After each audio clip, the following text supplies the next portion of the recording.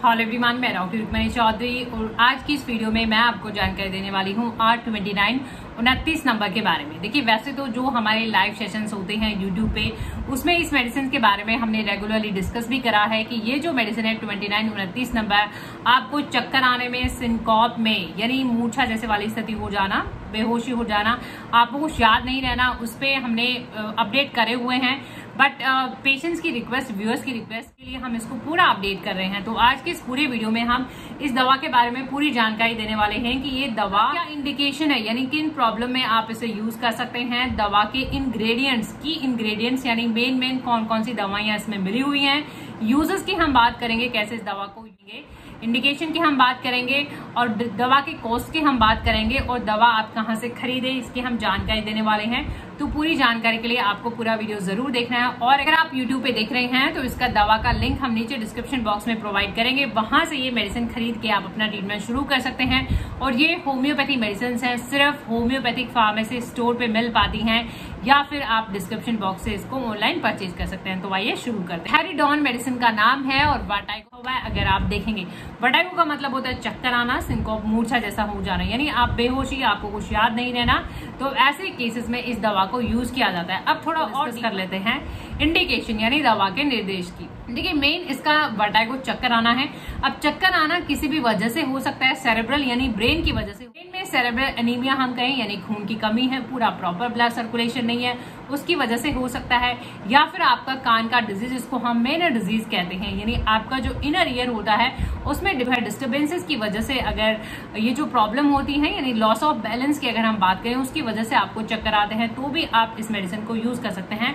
बहुत ज्यादा ट्रेमलिंग है कि केसेस में भी आप इसे यूज कर सकते हैं। या फिर ट्रेवल सिकनेस की अगर हम बात करें, जैसे आप जाते हैं बस गाड़ी में, अगर आप सफर करते हैं तो आपको नोजिया, ट्रेवल सिकनेस होता है और साथ ही साथ में वॉमिटिंग, उल्टी जैसा भी अगर हो जाता है तो भी आप इस मेडिसिन को यूज करें। इंग्रेडिएंट्स की कि यानी इसमें कौन कौन सी मेडिसिन मिली हुई हैं और हर एक मेडिसिन का क्या इंडिकेशन है। इसकी अगर हमने बात करी तो हमने काफी सारे कॉजेस की बात करी है। तो उन सभी कॉजेस की वजह से इसका एक कंबाइंड इसमें मेडिसिन मिली हुई है। तो अगर आपको ऐसा लगता है कि आपका एक पर्टिकुलर कॉज है, उस वजह से है, तो वो आप अलग से मेडिसिन भी ले सकते हैं। बाकी आपको क्लियर नहीं है तो फिर ऐसे केसेस में आप इस दवा को यूज कर सकते हैं। देखिए, अर्जेंटम नाइट्रिकम आपने सुना होगा, एक ऐसा दवा है जो नर्वस वीकनेस यानी आपकी नसों की कमजोरी, ब्रेन की कमजोरी में दिया जाता है।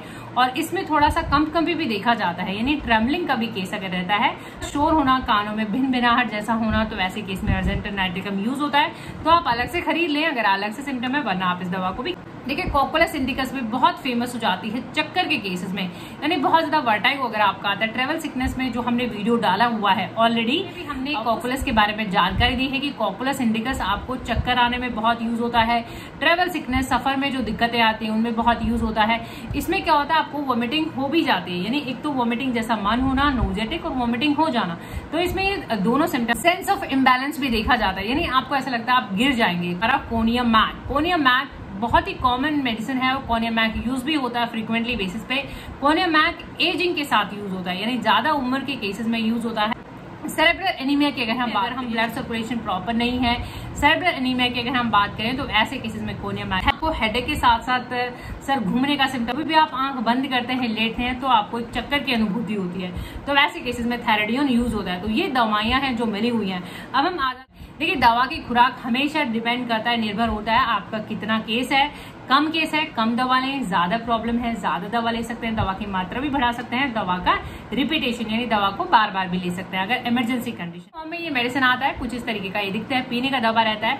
तो इसको आप स्टार्ट कर सकते हैं, दिन में 2 बार ले सकते हैं, थोड़े से गुनगुने पानी में, बहुत गर्म भी नहीं और बहुत ठंडा भी नहीं। बहुत गर्म में दवा का असर कम हो जाएगा और बहुत ठंडे में दवा घुल नहीं पाएगी। तो ल्यूकवार्म यानी हल्का गुनगुना पानी लें आप, और उस गुनगुने पानी में दवा की 5, 10, 15 बूंदे कम से स्टार्ट करके दिन में 2-3 बार, खाने से आधा घंटा पहले, इस तरीके से आप इस दवा को ले सकते हैं।